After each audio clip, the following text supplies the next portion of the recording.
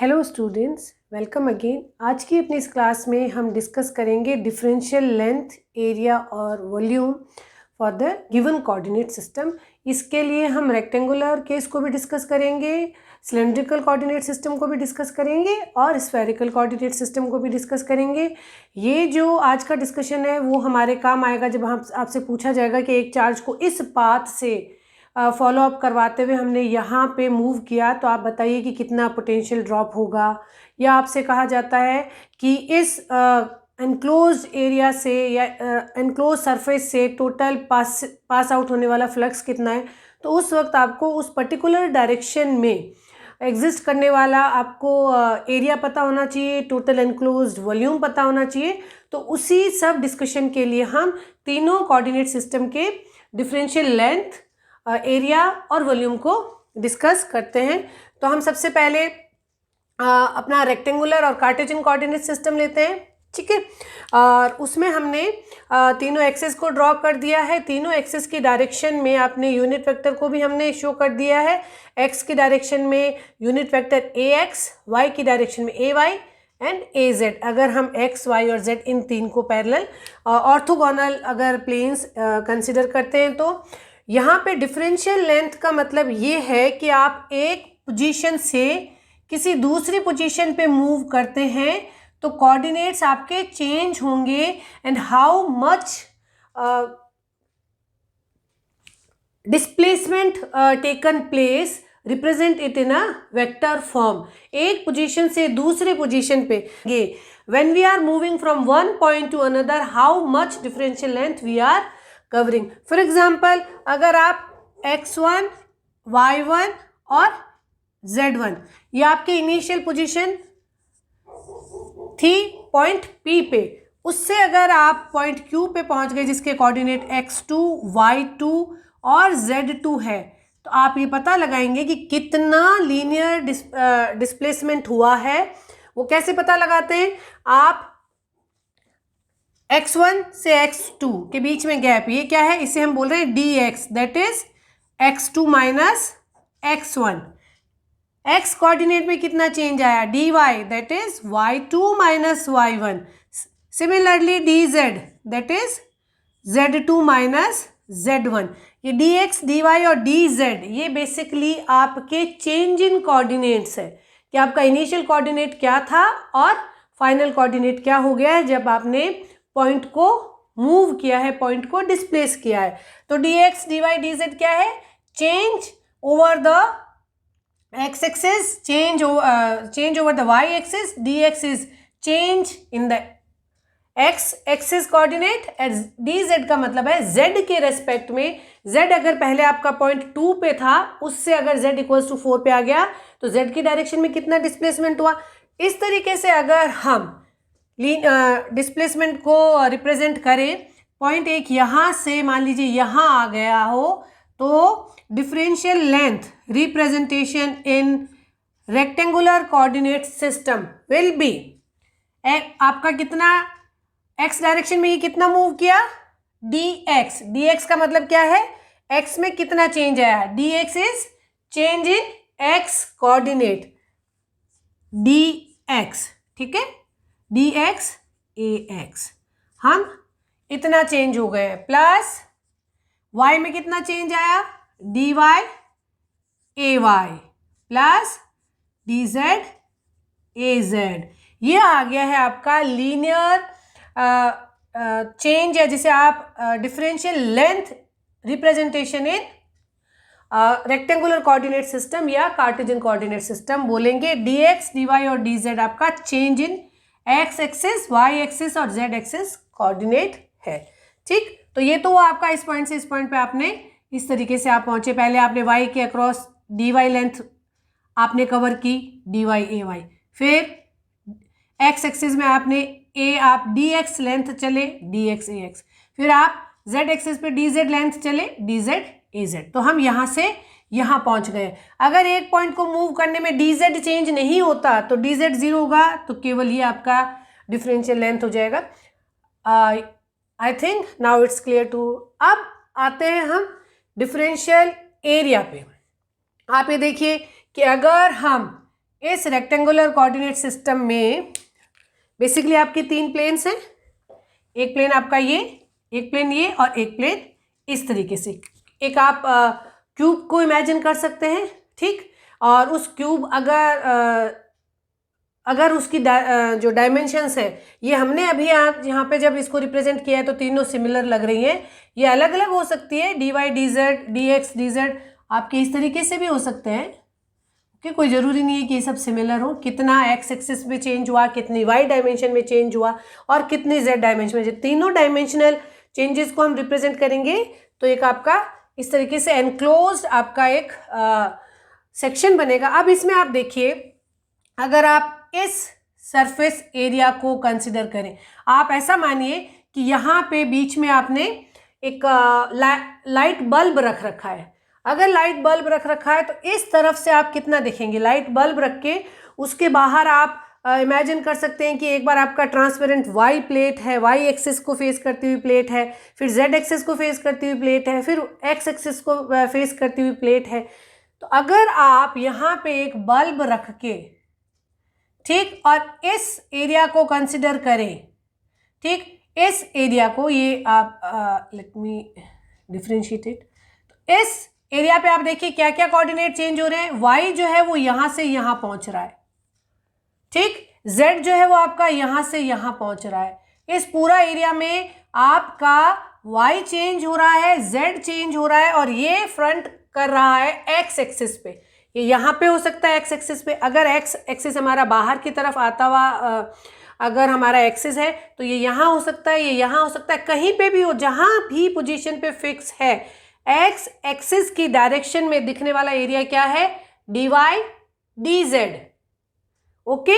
और उसकी डायरेक्शन क्या होगी, एक्स एक्सिस की तरफ। इस तरफ से देखने पर, एक्स एक्सिस की तरफ से देखने पर आपको एरिया कितना मिलेगा, ये फ्रंट फेस का एरिया क्या होगा, यहाँ पे y चेंज हो रहा है, z चेंज हो रहा है, x आपका फिक्स है। तो अगर आप डिफरेंशियल एरिया को रिप्रेजेंट करेंगे, डिफरेंशियल एरिया जो है वो आपका अलग अलग एक्सिस की डायरेक्शन में अलग अलग होगा। आप एक्स एक्सिस की तरफ यूनिट वेक्टर को इमेजिन कीजिए और देखिए कि वो कितना एरिया, अगर हमने x1 x2 x1 y1 z1 से x2 y2 z2 पे मूव किया है तो एक्स एक्सिस की तरफ कितना एरिया उस चेंज ने बनाया है। बेसिकली क्यूब बनेगा, ठीक है।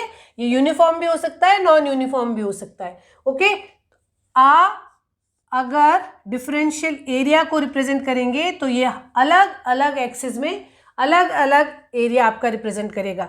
एक्स की डायरेक्शन में कितना एरिया दिख रहा है, इस डायरेक्शन में बाहर आउटर अगर आप उससे देखते हैं इस फेस को, तो dy dz ax, ओके। ये है आपका, और ये है आपका सरफेस एरिया और ये है उसका ऑर्थोगोनल एक्सिस, ठीक।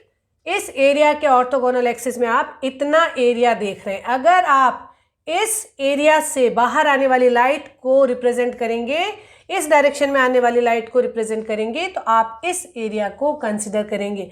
एक्स एक्सिस के परपेंडिकुलर या एक्स एक्सिस से कवर होने वाला, उसकी तरफ से दिखने वाला एरिया आपका dy dz होगा। सिमिलरली अगर आप इस फेस को देखेंगे, अगर हम इस फेस को ऐसे करें, ठीक, तो यहाँ पे dx चेंज हो रहा है, dz चेंज हो रहा है और इस एरिया की डायरेक्शन क्या है, ay डायरेक्शन में सरफेस एरिया क्या होगा आपका, dx dz ay, dx dz ay। ये भी आपका डिफरेंशियल एरिया रिप्रेजेंटेशन हो सकता है रेक्टेंगुलर कोऑर्डिनेट सिस्टम में। सिमिलरली अगर आप z एक्सिस की तरफ ऑर्थोगोनल प्लेन को इमेजिन करें तो इस डायरेक्शन में अगर आप एरिया कंसिडर करेंगे तो ये एरिया कितना होगा, यहाँ पे क्या चेंज हो रहा है, y भी चेंज हो रहा है, x भी चेंज हो रहा है, z कांस्टेंट है। ये एक प्लेट है z इक्वल्स टू 2 पे, ये एक प्लेट है z इक्वल्स टू 1 पे, ठीक। तो z एक्सिस की डायरेक्शन में कितना एरिया आप देख रहे हैं, that will be dx dy and az, उस डायरेक्शन में यूनिट वेक्टर az। तो यह हो गया आपका differential area representation in rectangular coordinate system. Differential length भी एक वेक्टर क्वांटिटी है, डिफरेंशियल एरिया भी एक वेक्टर क्वांटिटी है, लेकिन जब आप वॉल्यूम निकालना चाहें, आप अगर इस एनक्लोज्ड सरफेस से कवर किया गया वॉल्यूम निकालना चाहें तो dV volume, differential volume will be, क्या होता है किसी क्यूब का volume?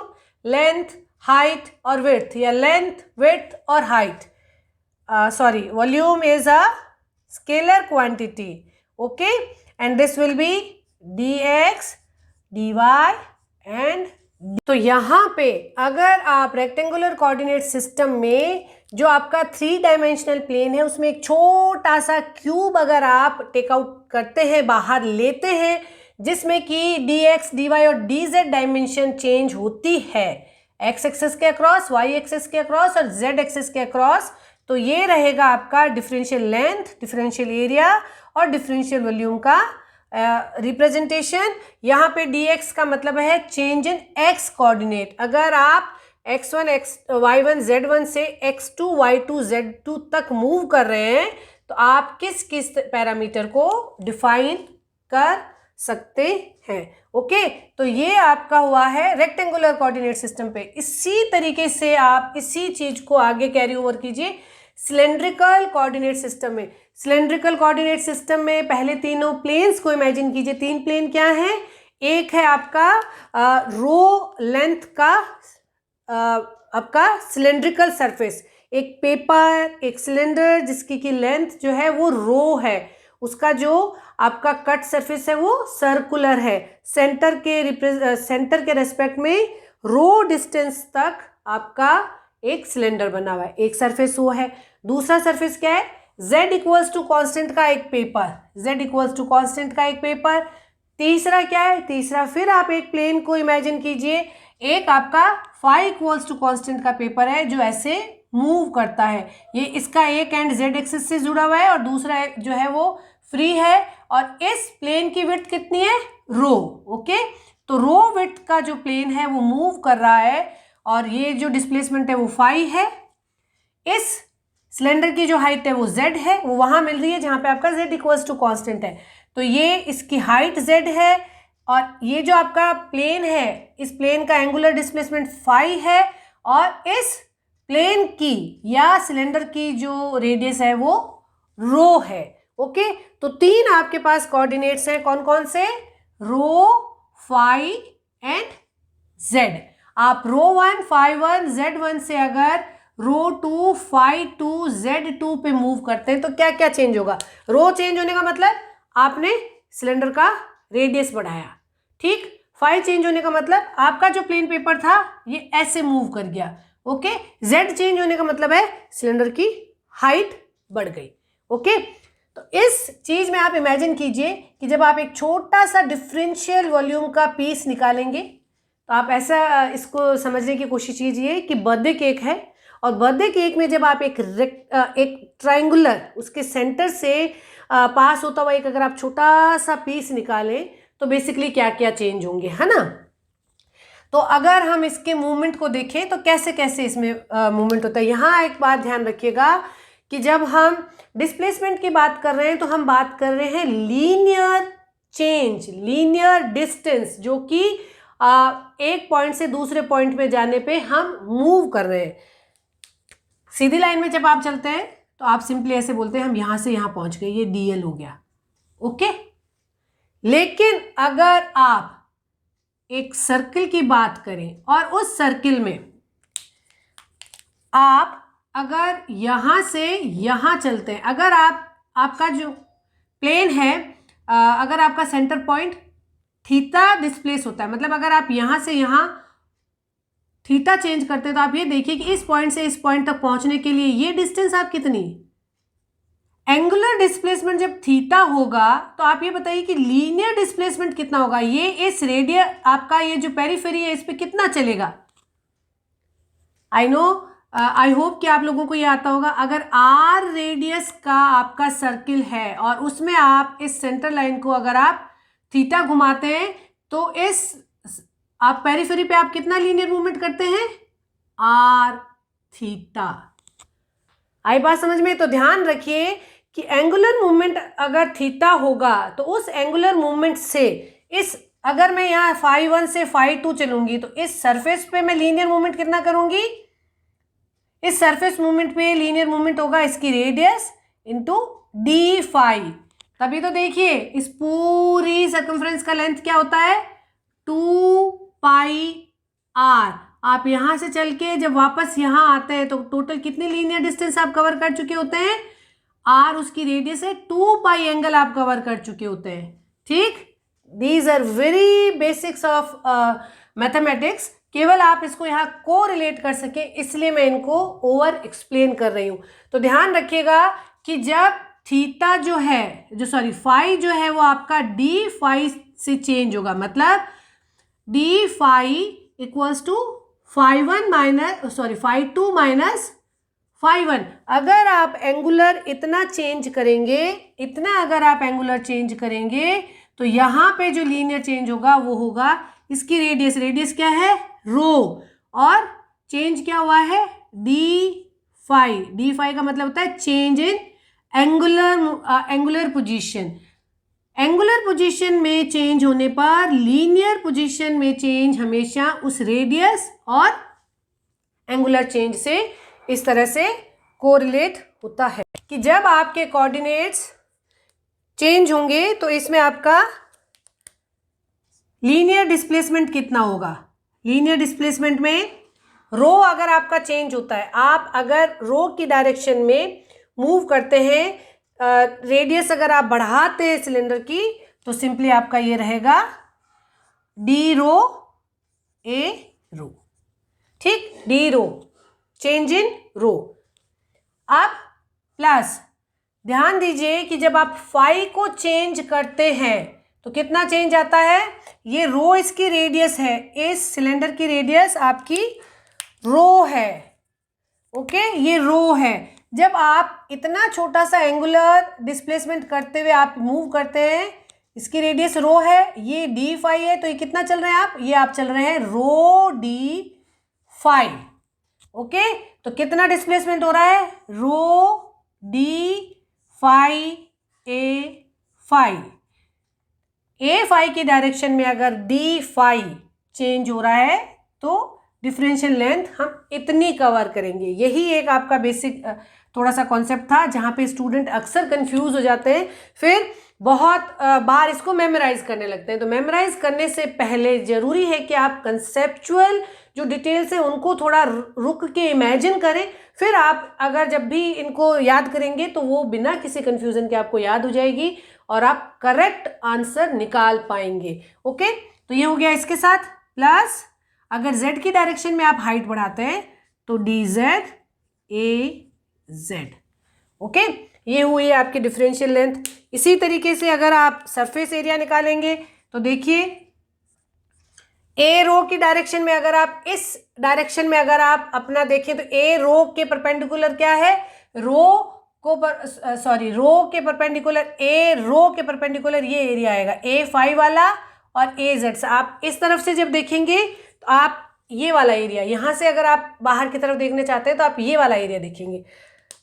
It's very hard to explain everything over a limited place. आप ये देखिए, अगर आप ए रो की डायरेक्शन में देखते हैं तो आप कितना एरिया फेस कर रहे हैं, एक तो ये क्या है रो डी फाई, और रो डी फाई, और यहाँ पे आपका कितना आ रहा है, ये आ रहा है आपका डी जेड। तो क्या आएगा rho D phi D Z A rho. Okay, rho की डायरेक्शन में डिफरेंशियल एरिया आप इतना फेस करेंगे। फिर अगर आप फाई की डायरेक्शन में देखेंगे, इस डायरेक्शन में आप मूव करेंगे तो D rho D Z A of phi. ठीक, फिर आप z की डायरेक्शन में अगर आप ऊपर की तरफ देखना चाहेंगे, आप कितना एरिया देख रहे हैं, एक ये और दूसरा ए रो, तो क्या होगा डी रो डी फाई। ये है एंगुलर डिस्प्लेसमेंट जब डी फाई चेंज होता है, और ए जेड, इसको इस तरह से भी लिखा हुआ होगा रो डी फाई ए जेड। ओके, तो आप इसको अच्छे से समझ सकते हैं। अब अगर आप इस पीस का वॉल्यूम कैलकुलेट करना चाहें तो वॉल्यूम क्या होगा, dv will be rho d phi dz। ये रो d phi जब आप phi से चेंज करते हैं, dz जब आप रो से चेंज करते हैं, और सॉरी d रो आपका जब आपने रो चेंज किया, और d phi जब आपने z डायरेक्शन में एक इंक्रीमेंटल चेंज किया। तो मैं यहाँ पे दोबारा लिखूँ, dv equals to rho d phi and dz। ये हो गया आपका एक scalar quantity, differential volume covered by a cylindrical coordinate system. अब आते हैं हम स्फेरिकल कोऑर्डिनेट सिस्टम में। स्फेरिकल कोऑर्डिनेट सिस्टम में दो एंगुलर डिस्प्लेसमेंट होंगे, ठीक है। इसमें आप ये सोचिए कि आपकी जो स्फेरिकल आपका जो प्लेन था उसमें से आप इस तरीके से एक सेक्शन, ऐसा एक सेक्शन अगर आप काटते हैं तो वो सेक्शन जो है वो क्या एरिया अलग अलग डायरेक्शन में रिप्रेजेंट करेगा, कितना इसका टोटल वॉल्यूम होगा। थोड़ा सा इमेजिन करने की कोशिश कीजिएगा। यहाँ पे आपके कोऑर्डिनेट्स क्या क्या हैं, आपके कोऑर्डिनेट्स हैं r, थीटा और फाई, ठीक। तो यहाँ ध्यान दीजिए, ये आपका सिंपल सा हमने छोटा सा सेक्शन बनाने की कोशिश की है। इसमें r से आप r1 से r2 पे पहुंच गए हैं, r1 से r2। तो आप स्फीयर की रेडियस बढ़ा रहे हैं, आप अपने स्फीयर को छोटे से बड़ा कर रहे हैं। थीटा 1 से थीटा 2 पहुंच रहे हैं तो आप कोण को स्प्रेड आउट कर रहे हैं, ठीक। अगर आप थीटा 1 से थीटा 2 अगर आप इंक्रीज कर रहे हैं तो, और फाई अगर इंक्रीज हो रहा है तो आपका जो प्लेन था, फाई का जो सिग्निफिकेंस है वो वही है जो आपके सिलेंड्रिकल कोऑर्डिनेट सिस्टम में था। एक ऐसा पेपर, फाई बढ़ रहा है तो आप इस तरीके से बढ़ रहे हैं, आप यहाँ से यहाँ बढ़ रहे हैं, ठीक है।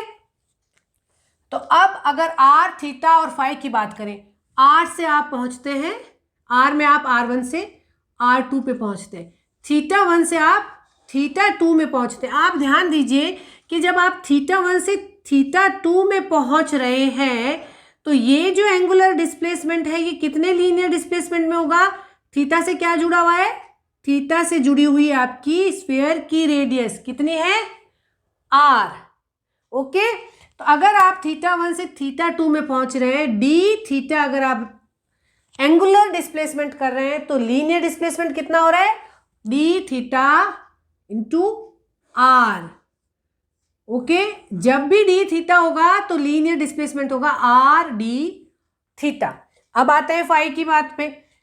अगर हम इस पॉइंट का इस एक्स वाई प्लेन में प्रोजेक्शन लें तो यहाँ पे पहली बात ये आपका कितना आया था, ये रो क्या बना था, इसमें हमारा रो क्या था, rho was R sine of theta.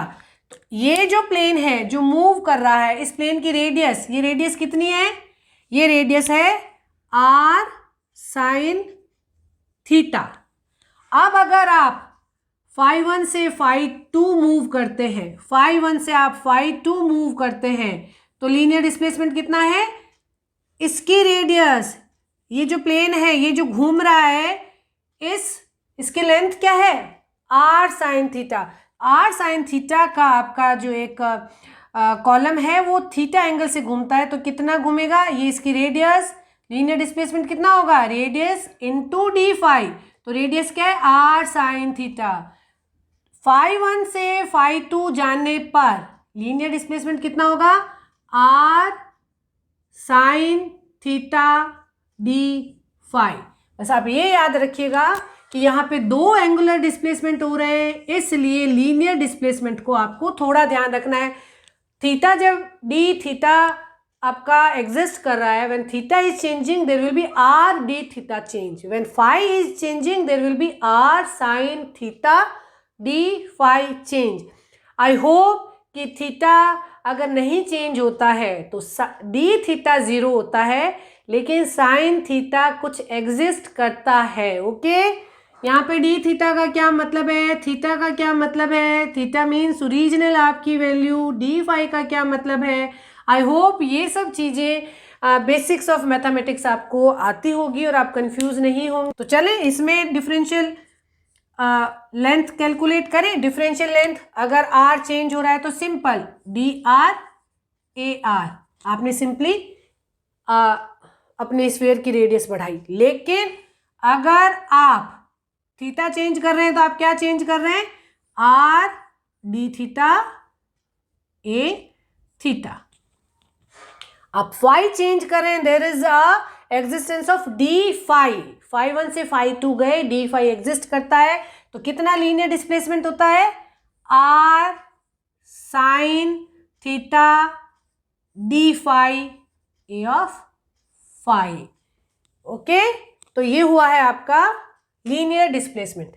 चलते हैं इसी कंटिन्यूटी में हम इनका सरफेस जो है डिफरेंशियल सरफेस वो भी कैलकुलेट कर लेते हैं। डिफरेंशियल सरफेस क्या होगा आपका, अगर आप ए आर की डायरेक्शन में देखें, ए आर की डायरेक्शन में देखेंगे तो ए आर के परपेंडिकुलर क्या है, थीटा और फाई। थीटा में लीनियर डिस्प्लेसमेंट कितना है, आर डी थीटा, और फाई में लीनियर डिस्प्लेसमेंट कितना है, R sine theta D phi.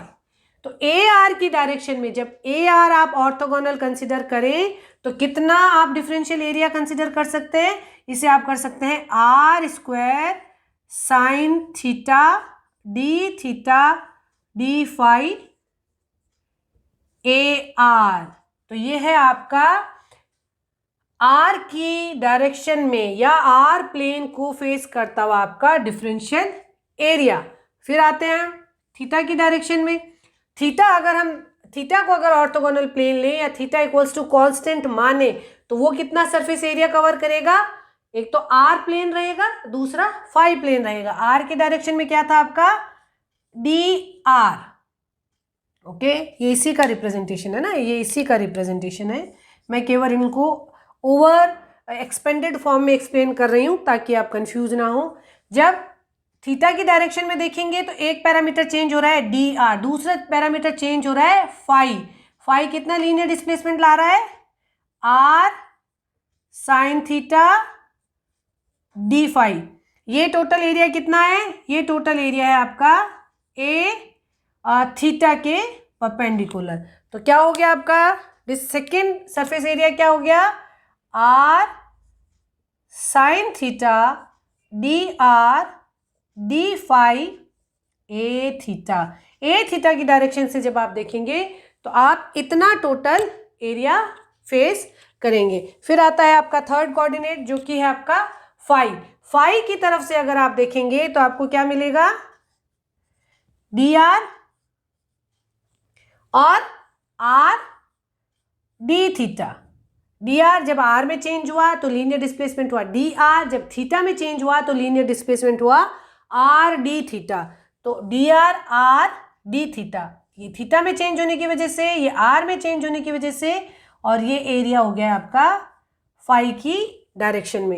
तो आपका तीसरा जो एरिया है वो हो गया है R D theta A of phi. Okay, तो आप समराइज कर सकते हैं, ये आपका एक डायरेक्शनल आपका डिफरेंशियल एरिया, सेकेंड आपका ए थीटा की तरफ से आपका ये डिफरेंशियल एरिया, और तीसरा आपका ये डिफरेंशियल एरिया। अगर अब आपसे इस छोटे सेक्शन का वॉल्यूम पूछा जाए तो आप इन तीनों डिस्प्लेसमेंट को कंसिडर करेंगे। तो डिफरेंशियल वॉल्यूम क्या होगा, डी आर जब आर चेंज हुआ, फिर थीटा चेंज हुआ तो आर डी थीटा, फिर जब फाई चेंज हुआ R sine theta D phi. ये हुआ है टोटल लीनियर डिस्प्लेसमेंट जब आर थीटा और फाई तीनों चेंज हो रहे हो।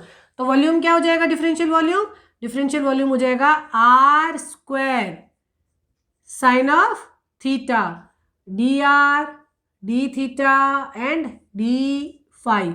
आपका ये हो गया डिफरेंशियल वॉल्यूम। आर आपकी इनिशियल वैल्यू, साइन थीटा आपका जहाँ पे आपको कंसिडर करने के लिए बोला गया है, D R D theta and D phi are change in radius, angle theta and angle phi.